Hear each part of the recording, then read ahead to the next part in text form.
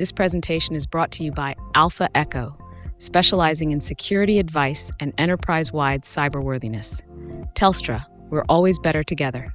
Nui Tech People, created to build strong tech communities. Thank you so much for having me here today. Really excited to come all the way to from Melbourne to talk to you about this big bang of AI that we're all experiencing. I know with the advent of AI, many of us in the room, many of us in our friend groups, our families, we're talking about this concept of, are we still going to have a job in this new age of AI? That's what I'm going to talk to you all today about. So as mentioned, my name's Mish. I'm on the GitHub Developer Relations team. That's our beautiful team Octocat there. You can follow GitHub on pretty much every social media platform. You can also follow me as well, and feel free to Instagram, tweet, Zeet. I don't know what we're calling the Twitter platform anymore, but feel free to social media any of the things you see today. We're going to deep dive into a few different concepts today. First of all, I'm going to talk about this concept of work and why is it so important to us. Then Industry 4.0, we'll define it. We'll talk about how we are sitting right now in this industry. The future of work, which I'm now calling the age of AI. It's no longer the future of work. We're in the future now. Artificial intelligence, we'll also define that too, so that everyone's on the same page. Talk about a couple of applications of AI. And then we'll dive into this idea of the soft skills we need to ensure we all still have a job. Talk about working with AI and why I think that's important, and how to obtain these soft skills that are so important for this new age of work. So first of all, what is work? What is this concept of work? If I say to you work, what is the first thing that comes to your mind? Have a think about that. So if we look at this picture here, this is going back way when work was a thing that we did to provide for ourselves, our families, and our communities. If we didn't work, we weren't able to live. Now, this type of work that we were doing was very physically driven. It was very labor intensive. But over time, we made it much easier for ourselves. So we're still plowing the field. We're still doing the work to provide for ourselves, our families, and our communities. We've made it easier with horse-drawn machinery. And today, if you drive out towards the farms, or probably 5 minutes from here, you'll probably see still fields. We're still growing food. Things still need to be done to provide for ourselves, our families, and our communities, but we've automated a lot of it. There's a lot of machinery these days. Now, I don't know if this picture does have people inside those tractors, but many of us know today that we do have automated machinery to do this where people aren't even involved. So if we have a look at all the different industrial revolutions, currently we're in the 4th industrial revolution. Throughout every single industrial revolution that we've been through, people have been worried about this concept of, are we still going to have a job? What is that job going to look like? And are the machines going to take over? So the same types of questions we're asking now with the advent of AI is nothing new. We experienced it in the 1st industrial revolution with the advent of electricity, and the 2nd and the 3rd, and we're now experiencing it in the 4th. But throughout every industrial revolution, while we had these concerns over whether we're going to have a job or not, we know from experience and from history that we ended up having jobs. Our jobs simply changed. So this is a modern day factory, a more modern day factory. Back in the day, we would have had lines and lines of people tirelessly laboring over different things to be able to create and build products. We've automated a lot of that now. So we see in here, there's still people in this picture. There's some guy on his phone in the foreground. Maybe he's a manager talking to his line workers. There's a guy in the back. That's probably my favorite one, where the guy in the background is tending to the machine. So our jobs changed. We didn't do the same type of job. It changed. We had the opportunity to continue work. So let's come back to this idea of work now. Now, what I think is interesting, if I said to you all today, you no longer have a job. Yep. Exactly, right? What are the types of things that are going through our mind? Holiday. Yay, I no longer have to work. I don't have to show up anymore. But maybe other questions too. How do I live? How do I pay my mortgage? How do I get food? Do I have a purpose? Is that university degree I did now useless? What do I do with my time, right? These are the types of questions that we have. And I think it really comes down to this idea of purpose, right? Back in this time, it was, again, providing for ourselves, our families, and our communities. We had that purpose. So if we take away work, what is our purpose now? And I think that's where a lot of people get a bit worried when we say, you might not have a job. We can fix the idea of money with universal basic income as an example. But I think this idea of purpose is really important. So if we have a look at the different industrial revolutions, again, the first industrial revolution, steam power and the mechanisation of things. People were no longer labouring intensely over producing different things. The second industrial revolution, electricity, changed things massively. We now are able to do mass production. In the first industrial revolution, sure, it was machinery. We only built and delivered small amounts of things. Now we're able to do mass production. The third industrial revolution, we are now starting to partially automate things and get computers to do things for us. And now with the fourth, with the application of this information that we've got and how we're using that to drive everything they're doing. And this is where AI comes into place. So if we look at the fourth industrial revolution, this is kind of what I think is we're heading towards. A place where there are no people seen anymore. Maybe there are people driving these machines. Maybe they're fully automated. We don't know. But this is the concept, and this is the reason people are worried. There are no people in this image, so where is our place? Where are our jobs?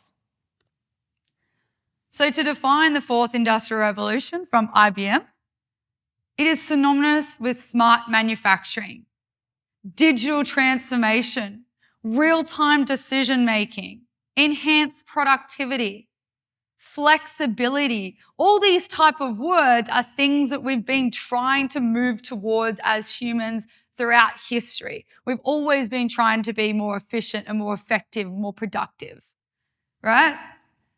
The fourth industrial revolution, these are some of the things that define the fourth industrial revolution. You can see some robots outside here today. I saw one running around. But IoT, cloud computing, AI, and this is the part we're going to focus on today, this AI thing. But when I talk about this concept of the future, which I think we're now living in, I think movies are a really good way to look at how we might envisage some of these things and maybe some of the outcomes as well. So Minority Report showed a lot of this augmented reality where we're interacting with cybernetics and able to see and view things.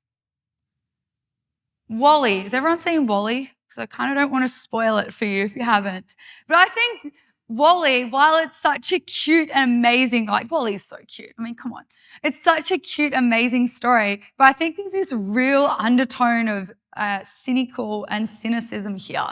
So if we look at this, all the humans in the movie are taking orders from robots throughout their entire life and then they just pass on. So the roles have been reversed in this movie, which I think is really interesting. There's the doom and gloom side of it. The robots are going to come and take over and realize that we are the ones killing the planet and therefore they're going to wipe us out, right? That's the doom and gloom side of it that we see in the Terminator. There's a helpful side of it that we see in Star Wars. Everyone likes Star Wars? It was recently Star Wars Day. But why I like R2-D2, and somebody married up R2-D2 with the type of AI that we see today, which is R2-D2 is a very, very competent AI. It's helpful. It helps the Jedi get into places. It can help the dark side. But we can't actually understand what R2-D2 is saying. For some reason, some people within the Star Wars universe can understand the beeps and bops, but it understands us.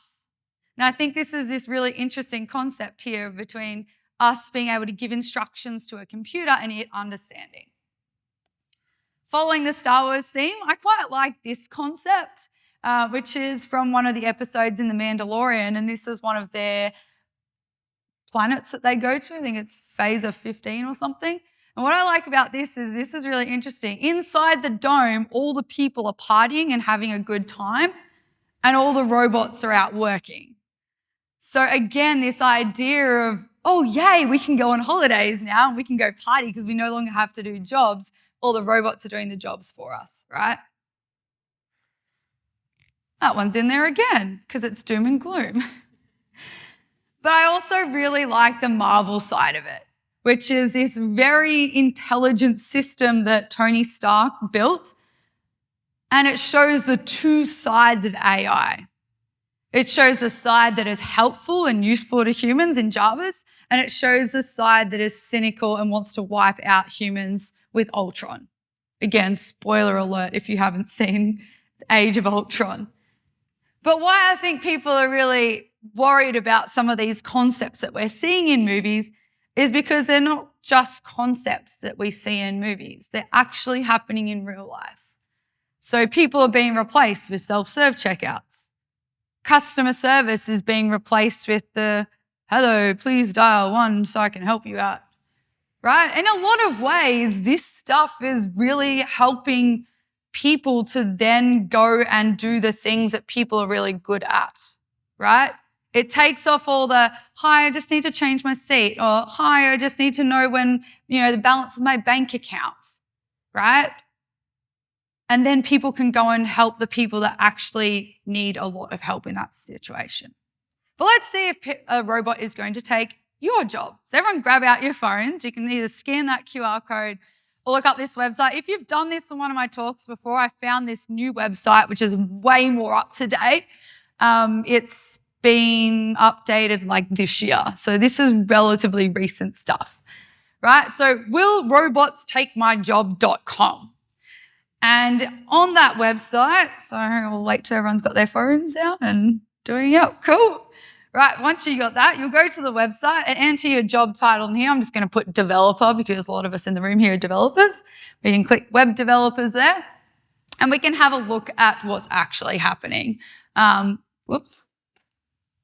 have a look at what's happening. So what I think is really interesting here is that it's got the calculated automation risk based on the data and experts, and then it's got the polled automation risk, which is based on everyone voting on whether they think the job's going to be automated, right? So keep that in your mind as we're going along. There's the QR code again, but keep this web page open because we're going to come back to it as well. But again, going back to this idea of these things have happened before, we can have a look at history at some examples.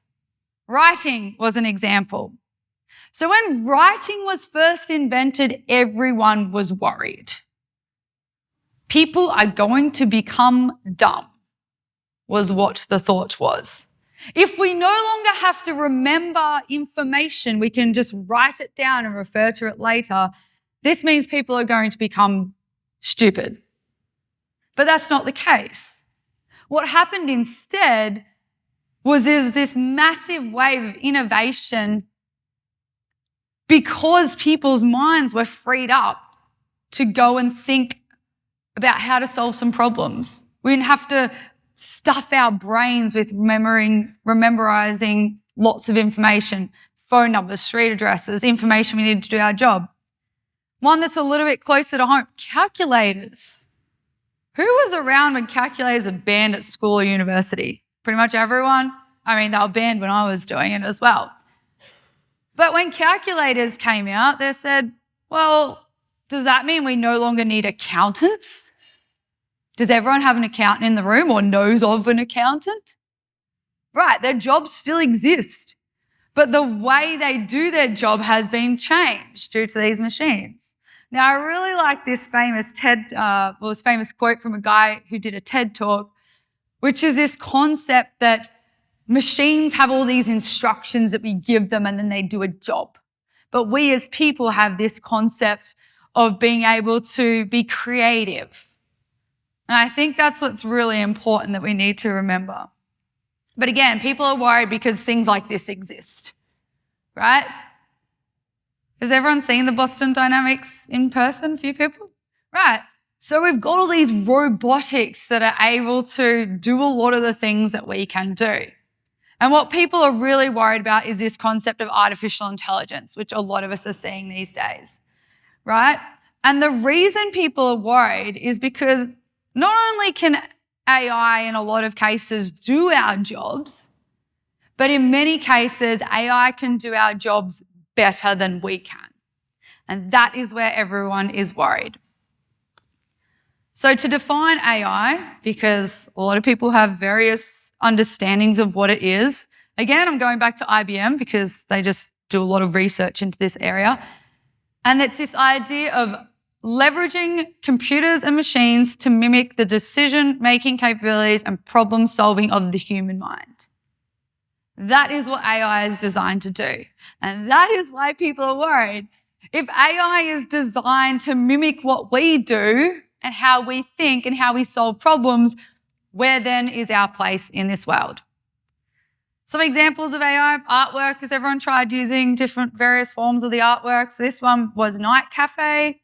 There's Microsoft Designer. You can go and create cute little avatars, and there's templates to do all this stuff too. This is all driven by DALL-E. Has everyone in the room used ChatGPT? Pretty much everyone. Cool. So we know ChatGPT. GitHub Copilot, helping us code faster and better. Yes, everyone uses GitHub Copilot. Cool. I'm not going to show you too much GitHub Copilot. If you want to see GitHub Copilot, my talk next is on GitHub Copilot. So will the robots take our job? With all this AI going around, we've got ChatGPT to do writing for us. We've got artwork to do all our creative needs. They've just released Sora, which does the videos now. Where is our place, and are the robots going to take our jobs specifically? But what I think is really important is we could just stop, right? We're humans. We're the ones building the AIs. Couldn't we just stop building AI and stop everyone from being worried? If we did that, would it help? Is AI, is artificial intelligence doing the things that we've been trying to do since the first industrial revolution, which is make things more efficient, more productive? Let's have a look at a couple of stats to see if AI is actually making us more productive. So this is one from GitHub. It's been out for a little while. And that's when we first introduced GitHub. This is before GitHub Copilot chat and all those things. Developers experience 55% faster coding. Many people around the world now are using GitHub Copilot, but 46% of the code committed to the internet now is written by an AI. That's a lot of code that's going to the internet. Companies all around the world are studying the productivity impacts of things like GitHub Copilot. So this is one that Accenture did. Not only were they shipping 50% more builds, but they were 84% more successful in the builds that they were shipping. So this is showing us that things like GitHub Copilot are being more productive and are being more efficient. And people are actually enjoying using them as well. So this one here, I love it. I have to think less. But when I am thinking, I'm thinking about the fun stuff. And this is why I like coding. If we look outside GitHub Copilot, this is one that Forbes looked at. They took 200 university professionals, gave them a writing task. Half of you use ChatGPT, half of you don't. The ones that use ChatGPT, 37% increase in productivity. They did the thing faster. But they also found that the results they produced were of a higher quality. So it went from a C to a B plus, average. This is one that Harvard did, Harvard University. People using ChatGPT, 20% faster, but 40% better quality. And we're seeing places like Goldman Sachs saying that AI could potentially raise global GDP by 7%. And our GitHub CEO said that by using AI-powered developer tools, we could add 1.5 trillion to the global GDP. So AI is clearly making us more productive and more efficient. And we're seeing from the qualitative research that people are enjoying their jobs more because they're doing the things that they like doing best. They're focusing on the less mundane things and the more exciting things. So for those people who are focusing on the more exciting things, what are the types of skills that we need to ensure that we do have a job in this new age? If AI is being able to do all the mundane stuff, all the boring things, all the repetitive stuff, the stuff that has already been solved, what are some of the skills we need? Now, these are the most in-demand skills for LinkedIn jobs in 2020. I've been doing some recent research. They're the same. They might just call them slightly different words. Problem solving, critical thinking, communication, leadership, curiosity, and resilience is up there as well. So pull out your phones again. Hopefully you've still got that slide or that web page up. Now have a look at your job again.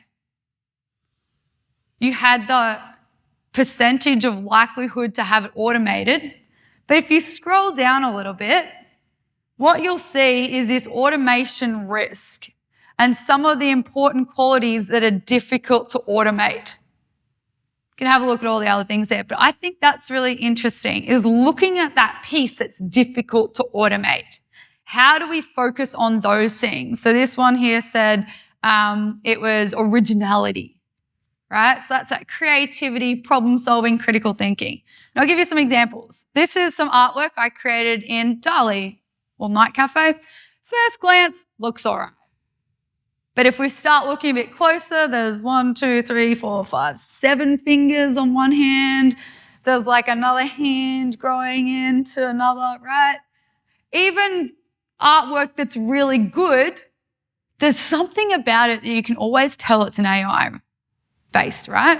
You just look at it and go, oh, it's generated by AI. The other thing is AI doesn't really know context that well. So this one I just wrote dog and said, give me a picture of a dog, and it went to some crazy neon cyberpunk vibe and wrote D-dog up the top there for some reason. Now, if I wanted a photorealistic picture of a German Shepherd in a park, I'm not going to get that if I only write dog. So AI can't read our minds as much as we think it can, right? So the more context we provide, the better. So this one I put in science fiction, fantasy, futuristic city with neon close-up with a robot Tron-style bike somewhere in the image. I didn't say anything about a person, which is why there's no person in there, but the more specific we are with AI, the better the results we get. And this comes down to prompt engineering. So this is where we can add a lot of our gold as humans, this originality, this creativity, right? So prompt engineering is the process of giving very clear natural language instructions to computers. And if we spend a lot of time, one of my friends spent hours and hours in Midjourney, he was able to create this. If we look at something like ChatGPT, if we don't give it any context, it just says, yes, I know what NDC stands for, the new distribution capability. Now, if I was talking about NDC in terms of the developer conference, I need to be very specific about that. I need to ask. So being able to prompt the AI with what we know is very important. We also need to understand that when it comes to context, we need to have an understanding of what type of context an AI would take. So this is GitHub Copilot. I won't talk too much about this. It's in my next talk, but it takes a lot more context as to what's going on, not just the prompt you give it. But I think what this comes down to is AI pair programming, or AI pair working, if we're going to be very specific. And what I think is really important is we've understood that AI increases productivity and efficiency when we use it correctly. So what are the skills, again, that we need to be able to work efficiently with this AI? And here they are again for you all. And the other words that they call them as well, right? So have a look at this, have a think. Do you have some of these skills?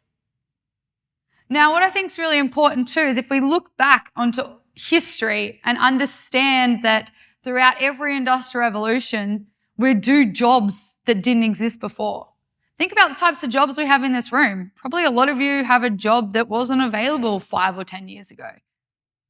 Even if you do have the same job, you're probably doing it very different to what you did 5 years ago.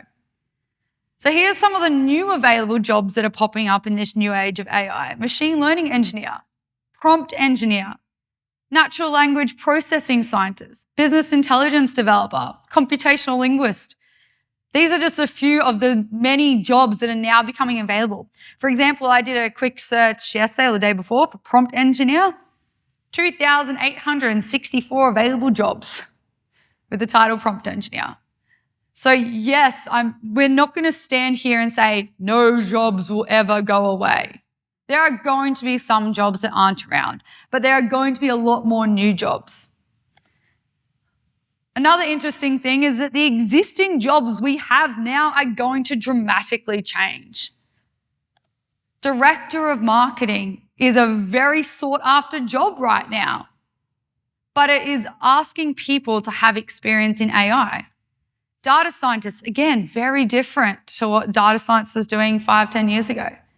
Software engineer, another highly in-demand job. So if many of you are sitting there as software engineers or you've got kids who are software engineers saying, I don't want to learn coding because an AI is going to do it all for us, software engineering is a #1 job at the moment. But it's requiring people to use AI and have an understanding of these AI tools. So one takeaway from today is that AI isn't necessarily going to replace the jobs, specifically the jobs in this room too, but people using AI will replace people not using AI. Because as the data is showing, AI is making people more efficient and more productive, which means if we're not using AI, we can't compete with those people who are. Few more jobs there. Again, these jobs highly sought after, but they're asking people to have experience in AI and using AI systems now. So again, these skills, really important. How do we get them? How do we get these skills if they're so important? I do want to define a couple first. This idea of resilience, I think, is really, really important. And that's that we have to accept that things are happening. There's only 2 things we can control in life: our reactions and what do we do. So our reactions and our action. We can't all go and stop AI. If we all think, we think we should stop it, we can't stop AI. We can't always control the things that are happening around us, but we can control our reactions and our actions to those things happening around us. And this comes down to this idea of emotional intelligence. It's a relatively newer term, or one that we're kind of bringing up a bit more. And it's this idea of really understanding our own emotions and how we react to things, and also how other people react to things as well. So really this idea of self-awareness and people awareness. And this is something that people are loving and are looking for when they're hiring. So these skills, why are they important and how do we get them? If we don't look at these skills and how to upskill them, we are going to lose out in this age of AI. It is AI, this whole big bang of AI is going to remove people who can't use AI. So the first thing we need to do is go out and use the AIs. We need to understand what these AIs can actually do for us. We need to understand what they do well and also what they don't do well. Because the things they don't do well, that's where we can add our skills as humans onto it. There's just a few examples of some of the AIs out there. And if you're really looking for an AI tool, there's a website called There's an AI for that. And last I checked, there were like 12,000 AIs for like 15,000 different tasks. So there's heaps on there. It's being updated daily. If we're developers, we can look at how to use AI in some of our development processes.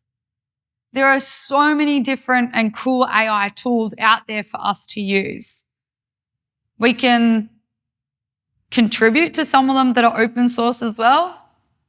and we can understand how we can implement them into our work. Hackathons. I'm also called the hackathon queen, so I'm always going to talk about hackathons. But hackathons are a fantastic way to practice and cultivate some of those soft skills that are so important for this new age of work. Has everyone been to a hackathon before? Yes? Who hasn't been to a hackathon? Okay, Newcastle needs to run a hackathon, right? Clee and the rest of the new conf team, that's your job for the next one. But hackathons are really good because they allow you to practice these skills. Most hackathons are done in teams. So that allows you to practice your teamwork, your leadership, your collaboration. Hackathons are designed to take a problem and find a solution for it, which means we're practicing things like creativity, problem solving. And hackathons are also one of these things where we pivot a lot. That word pivot we use in startups. So creativity, tech. We have to be creative in the things we're doing in hackathons. How do we create and come up with a solution that's not already existing that does solve the problem that we're looking at? Persuasion. If we're working in a team, if we've got a good idea, we need to persuade everyone else. We might need to persuade people just to come and even join our team. Collaboration. Again, we're working in teams. Even if it's an individual hackathon, there are collaboration aspects. Collaborating with the mentors, the organisers, sharing your ideas with others and getting feedback. Adaptability, we often have to adapt. I remember doing a hackathon and someone came up with a great idea and they're like, yeah, this is awesome. Like, we should actually research to see if that idea exists. Turns out it did. We had to pivot completely. And this idea of emotional intelligence as well. If it's a hackathon that's running over 3 days, how do you pace yourself? How do people react to different situations? Another thing we can do is teamwork. Now, I say teamwork in general because I think it's something we need to do a lot more of in our work and in our organisations. So if there's ever a chance for you to work with someone, take it up. Maybe it's someone on a different team to you. Maybe it's someone in a different company and you can collaborate and work together.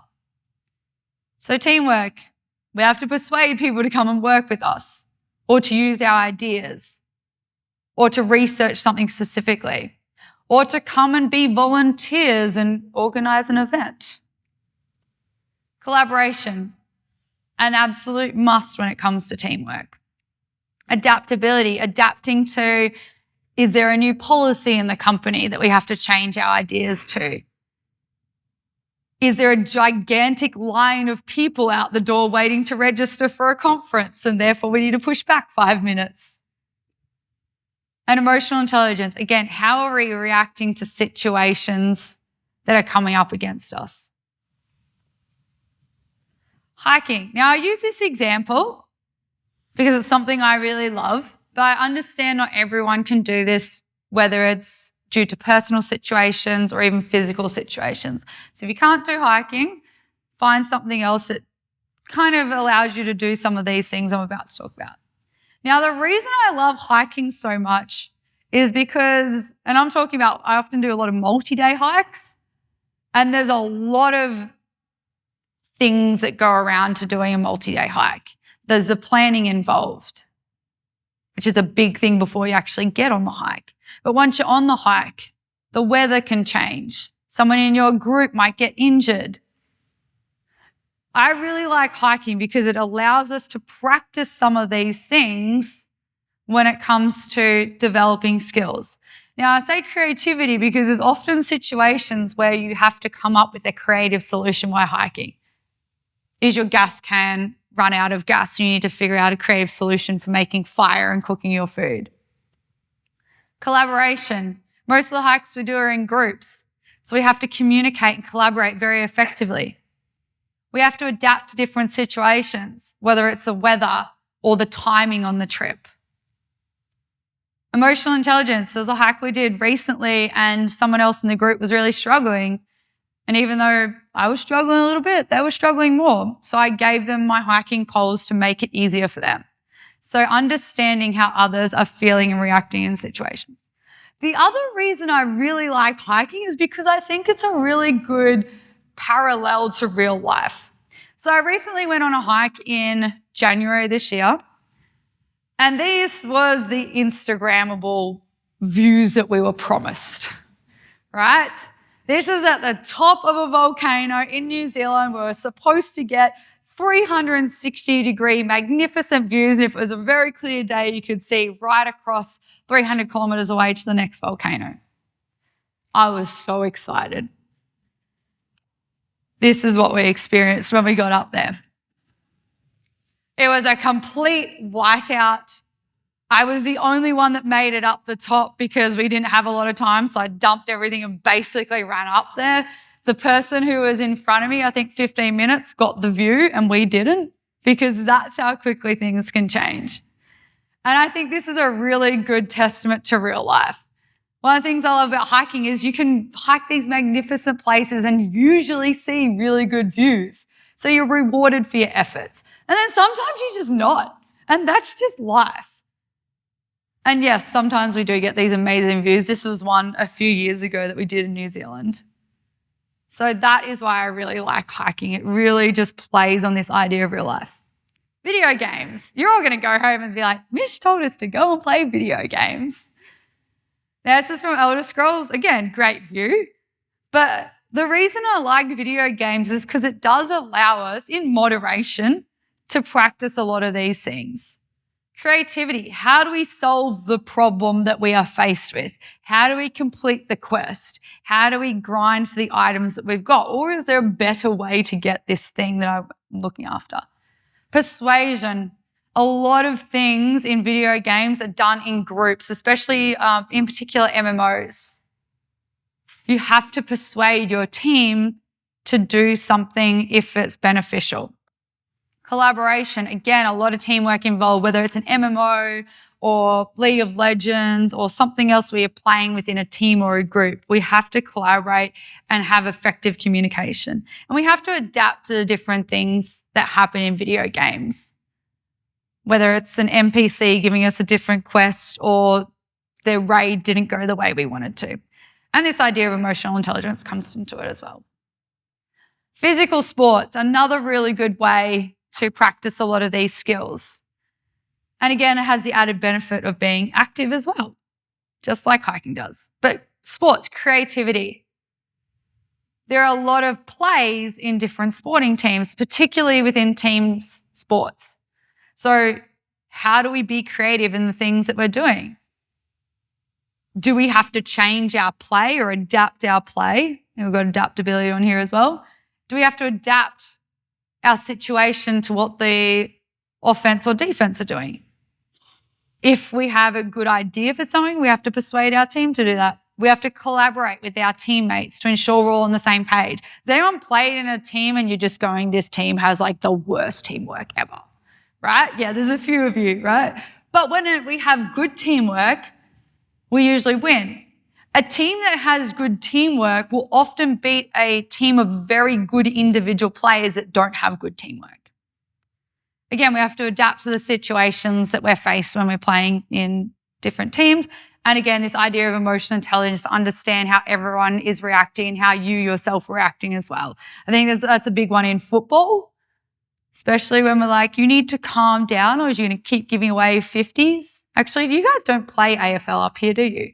Oh, yeah, there's a few of you. Rugby then, right? We've got a Saints person out the back here. The next thing we need to do is be curious. Now, I say this in the best way, right? Because a lot of the things we do in our jobs are just done because that's the done thing. How many times have we heard that in our workplaces?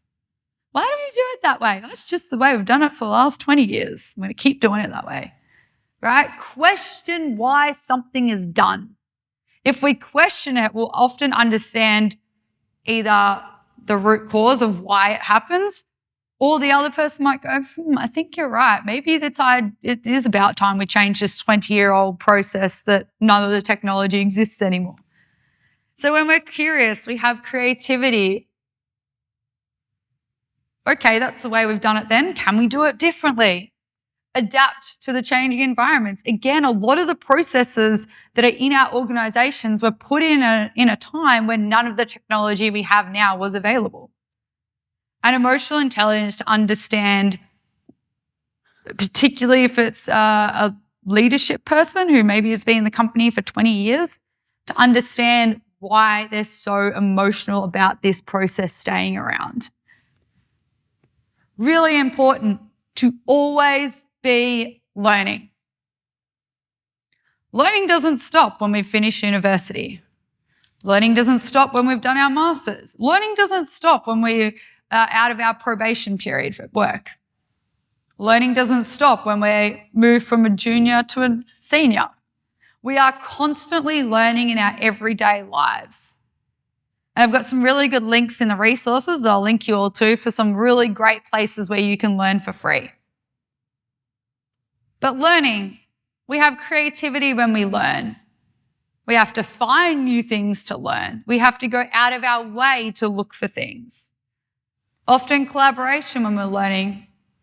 I like learning alongside others. I'm not great at saying, cool, I'm going to do this online course and spend 5 hours a week, because I'm just not going to do it. But when I'm learning alongside someone else, I learn much better. We all have different learning styles. Adaptability in the things that we learn and the way that we learn as well. Was anyone here going through university during COVID times? A few people? We had to adapt a lot, right? We didn't just adapt to new information, but we had to adapt to the climate around us and even the way that we learned. So to wrap up today, some action points for you all. This is to ensure that everyone in this room here has a job in this new age of work. And you're all going to have a job because you're going to do some of these things. And that is using AI, either as a user or a developer or both. We really need to understand these tools and technologies that are available to us. Those people in the room haven't been to a hackathon? Try a hackathon. There are online ones as well. I always prefer the in-person ones because you can just never beat that vibe and that energy that you feel when you walk into a room and there's people just hacking away, and you can kind of feel the innovation bubbling up. It sounds really weird, but if you haven't been to a hackathon, then you'll know what I'm talking about. Teamwork. Take the opportunities to work with people when they are available, or even suggest opportunities. Hiking or another similar type of activity that gets you out of your comfort zone and where you have to adapt to the situation as it comes to you. No amount of planning is always going to work for every single situation you come across in hiking or similar. Video games or sport, not excessively.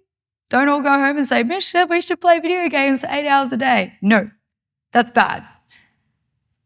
But we can practice a lot of these skills that are required in video games and in team sports. You're going to go out and be curious. But this is something you don't necessarily need to do, all of you in the room, because you're already curious by being here today. You've given up your day to come to this conference, to learn, to meet people, to network. Which again comes to my final point, which is always be learning. You're all here today. You're all keen beans. These are for people who aren't here in the room. But you're going to go tell everyone today when you go back to your workplaces tomorrow or the next day or in your friend groups. Something one of my co-founders always said was, every time he learned something, he's like, I can sleep now tonight. And I'm like, what? And he's like, I need to learn something new, one new piece of information every single day. So make that a goal. There are those resources that I promised you. So there's links to all those different studies that Harvard did, that GitHub did, that Accenture did on the types of productivity around AI. There's also links to where to learn and get more information. And there's a link to that, Will the Robots Take My Job, which I would encourage you to get all your friends to do too, because it's really fun. And I am right on time because I got told to finish at 10:30. So if you do have any questions, I will be around during the break a little bit. I have the next talk as well. So feel free to come and back in here and learn a little bit more about GitHub Copilot, or you can go to one of the other amazing talks that are happening. And I do have to jet off to Singapore straight after my next talk. So if you don't get a chance to ask questions of me, find me on social media, drop me a message, and I'd be more than happy to answer those questions for you. So without that, enjoy today's conference, and thanks all for coming today and learning more.